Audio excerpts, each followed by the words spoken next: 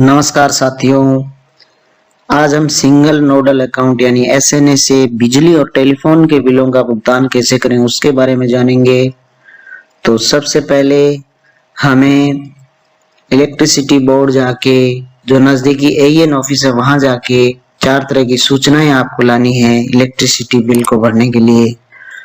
Name, account number, IFSC, mobile number, ये सूचनाएं लाके हम वेंडर मास्टर में ऐड करेंगे।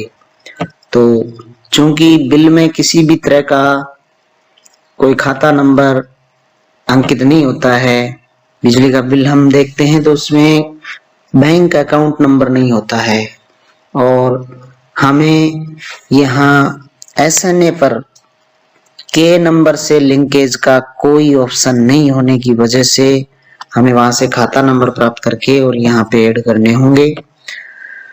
तो यहाँ पे आप नेम भर देंगे, फादर नेम खाली छोड़ देंगे, नेम में एईएन, ओएंडएम, जेडीवीवीएनएल और जो भी ऑफिस है वो आ जाएगा। पेमेंट टाइप आ जाएगा, वेंडर सेलेक्ट कर देंगे।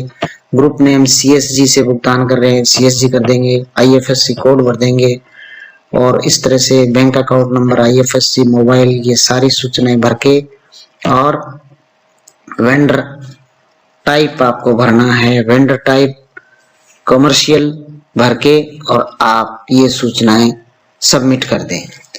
ये सबमिट करने के बाद में जैसे ये वेंडर के रूप में अप्रूव हो जाएगा, आप जितनी भी राशि का बिल है उतनी राशि इस खाते में जमा करवा सकते हैं।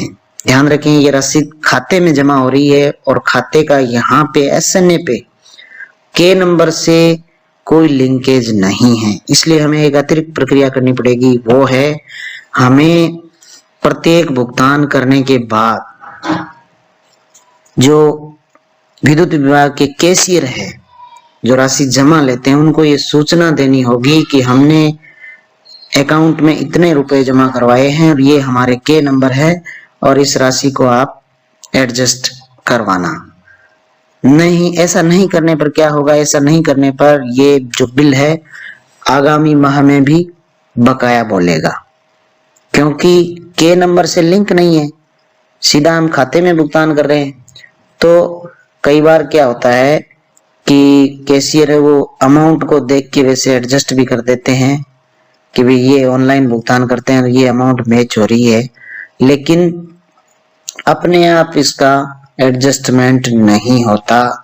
इसलिए ये ऑप्शन अभी नहीं होने की वजह से आपको बार बार कैशियर को या जो बिल जमा लेते हैं, जमा लेने जब आते हैं, गांव में आते हैं या जहां भी जमा होता है वहां ये रसीद ले जाकर आप उस पे उसकी कॉपी दे के भी उसकी मार्किंग करवा सकते हैं, ताकि ये जो राशि है जो हमने खाते में जमा करवाई है वो इस बिल में समायोजित हो सके।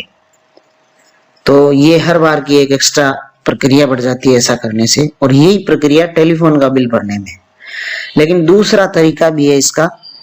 दूसरा तरीका वही परंपरागत तरीका कि हम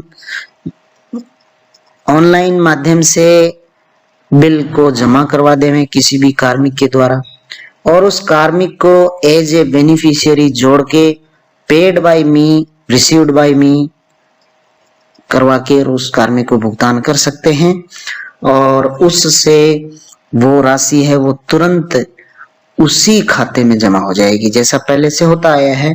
तो उस तरीके से भी हम भुगतान कर सकते हैं।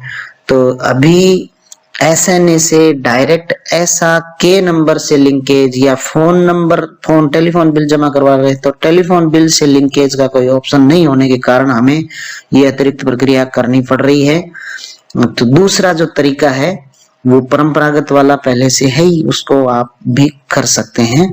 तो उससे बिल जमा भी हो जाएगा, क्योंकि ये सरकारी भुगतान है, इसी में इसमें बकाया होगा तो बकाया बोलेगा। लेकिन इस तरीके से अगर हम एसएनए से भुगतान करते हैं तो हमें निश्चित रूप से विभाग को यानी बिजली विभाग को सूचना देनी होगी। टेलीफोन का बिल जमा करा रहे हैं तो टेलीफोन विभाग को सूचना देनी होगी कि हमने आपके खाते में इतनी राशि जमा करवाई है और उस पर अंकन करवा के अपन रख सकते